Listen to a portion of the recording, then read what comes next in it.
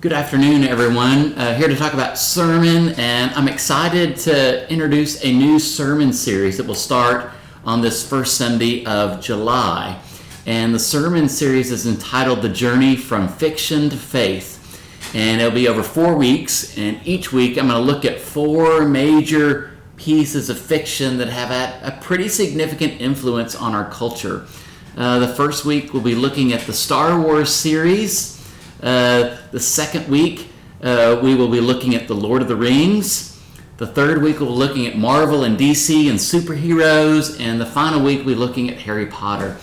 And each week, we will explore how those particular series or types of genre make a difference in our faith story, in our living out of our faith. The first week is the sermon series that's related to the Star Wars theory. And we'll be looking at kind of unseen potential is really the theme of that. We'll be looking at a scripture text from 1 Timothy in chapter 4. It's actually one of my favorite verses in the New Testament.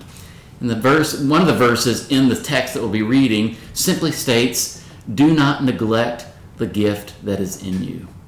And in that passage, the writer of that letter is trying to communicate with the community and the audience that you have something that God has given you that you've yet to fully realize. And we will kind of talk about that theme of unrealized potential, looking at all the films, the 9 films, and some of the anti-films that go with it that are related to the Star Wars series of unseen potential. And once we reach that potential, the things we can do we didn't think were even possible for us to do.